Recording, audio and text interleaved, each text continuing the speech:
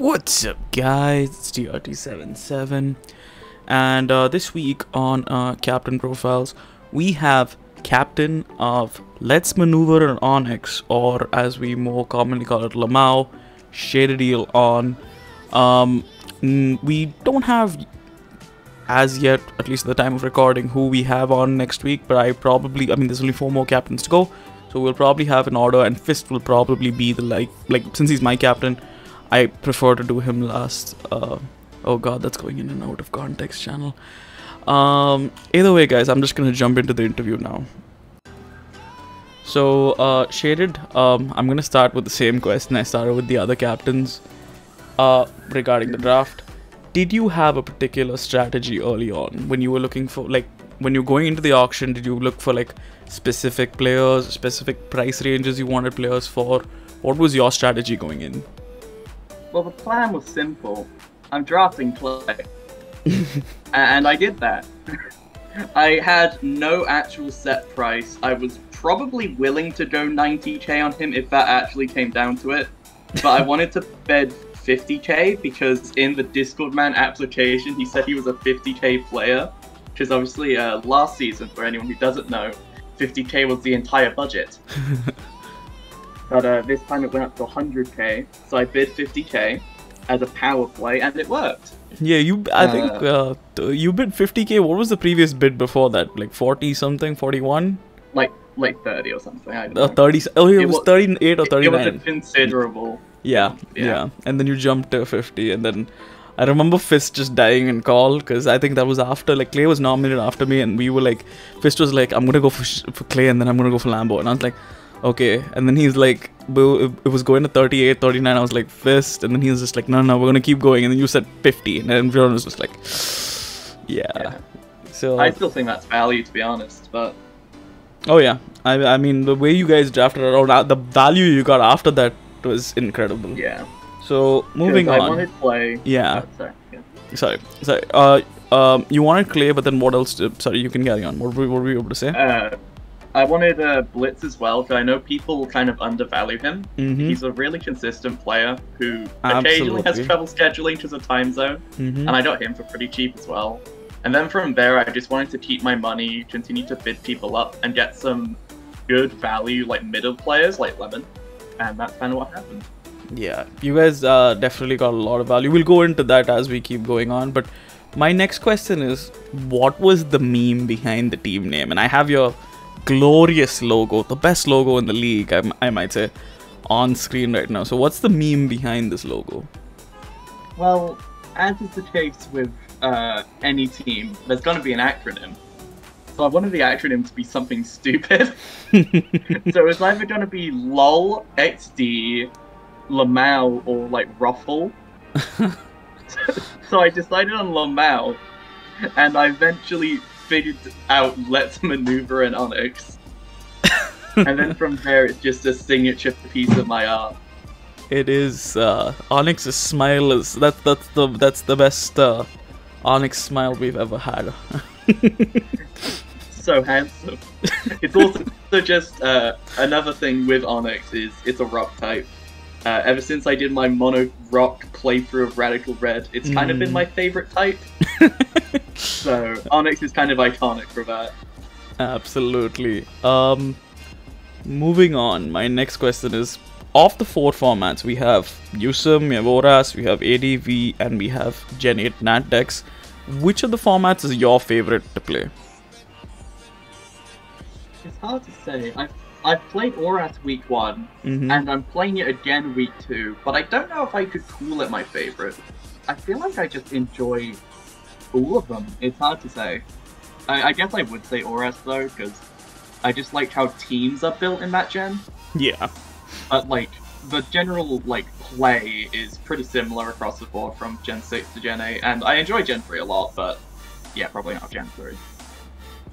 Yeah, I enjoy ORAS a lot too. I just feel like it's a lot more fast-paced of a game compared to what we eventually got with Gen 7 with more balance, and then Gen 8 with even more balance except with boots.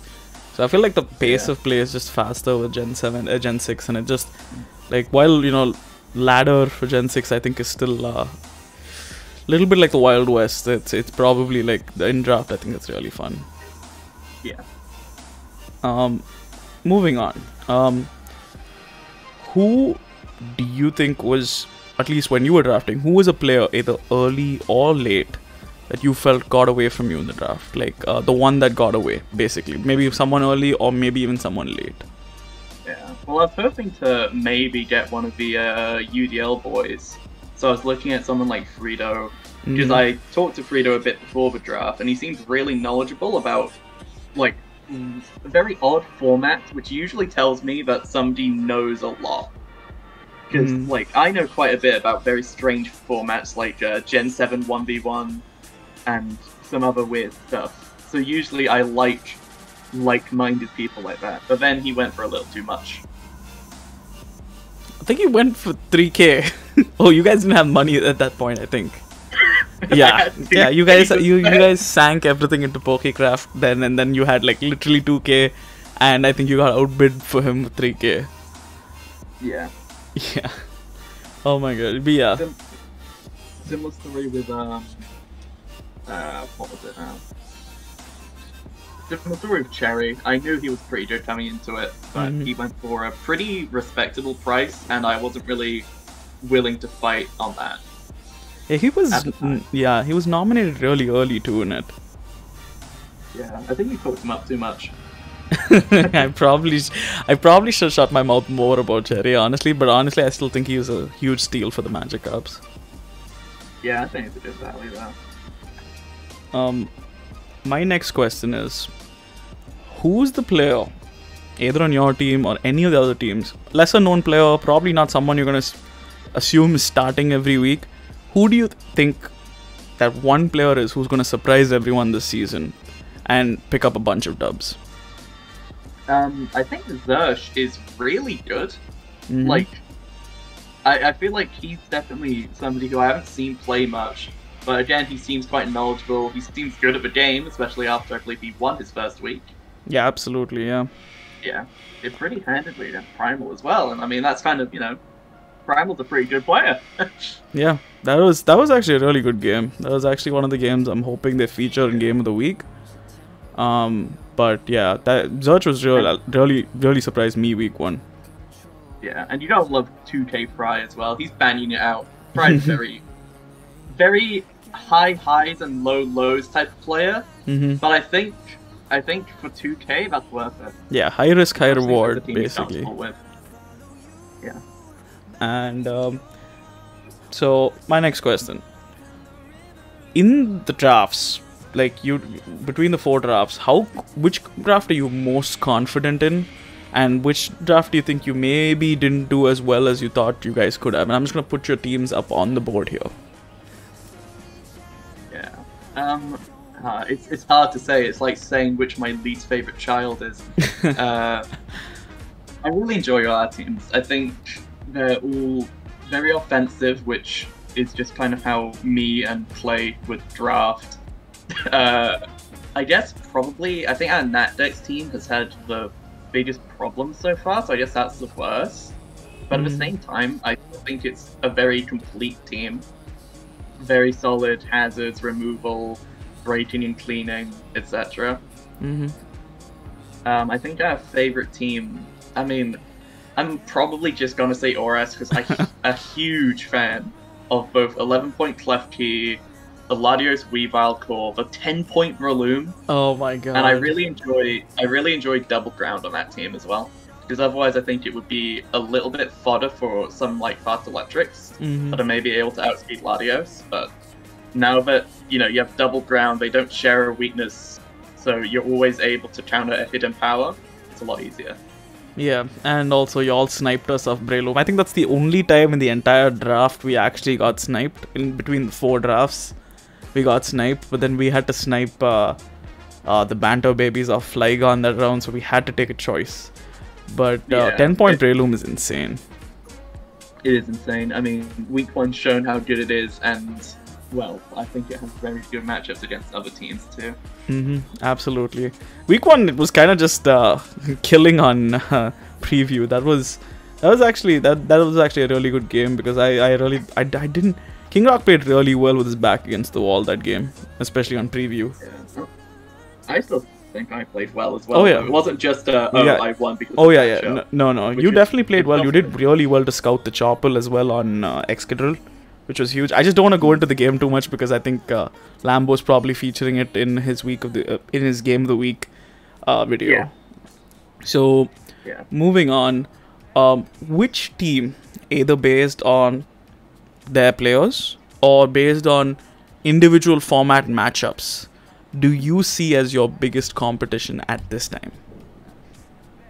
I'm gonna have to go with the babies. I think the fact that they got, well, Ari is a captain who's a pretty good player. Then they got Targo, Rick, Bobby, Zersh, who I think is one of the most undervalued players. And then Boldenok, who I'm hoping to see more of. And then Ralphie is the biggest, like, mental health improvement for a team. He's just so nice. I'm very scared. I do think their drafts are kind of, their drafts are very much, you can see Targo was there when he drafted, like, all of them. And I do think our matchups are fine, but I still think the players there are very strong, and it's probably going to be our toughest week. Okay. So, moving on. What is your current prediction? Since I don't know if I can say early season prediction anymore because we finished week 1, but what is your current prediction as to which 4 of the 7 teams make playoffs? If I had to ask you today, which 4 of the 7 do you think would make playoffs? LMAO, aka my team, the babies, probably your team, and it's hard to say the last one. I'm a little torn between the Pyrite Town Plusles and Lever Sanctuary. I just got to see them play more and just see how it goes, because those are 2 teams I am interested in. Okay. So those are your 4. You have your team, LMAO, the Banta Babies, the Cult of Tyler Fister, and one of Lavier or the Pyrite Town Plusles. Yeah. Okay, so on a much more serious note, of course, the most serious question of the entire interview, what's some trash talk you've got for the other captains and their teams? Okay. Unknown skill. Yeah, I can't find it. Pyrite Town Plusles, where's the logo? Cult of Tyler Fister, why is the logo here now? You didn't have it in week 1. Mighty Magikarp, I like the logo. Lever Sanctuary, I like the logo. Banta Babies, your babies. And there it is. Oh my god. So that's gonna be it from Shaded, guys. This has actually been a much shorter, much more short and sweet interview than some of the other ones we've had, but I think that we've overall gone over everything pretty much the same as the other interviews as well. Do you have any final thoughts, anything you want to add, or any questions regarding overall how you think this, not questions, sorry, any predictions regarding how you think this whole thing's gonna turn out? I guess, first of all, I think it's really cool that you're doing something like this. Just cool to see how coaches are doing. Coaching is pretty tough. Having done an entire season of it last time, I think being the only returning coach this season. Yes. It's a rough one, but it's a fun one. And I guess predictions or whatever else. Yeah, I don't know. Not really much else to say. I think I've said what I needed to. All right. Thanks for coming on, Shaded. It was great having you on. That's gonna be it from us, guys. This is TRT77. This is me signing off.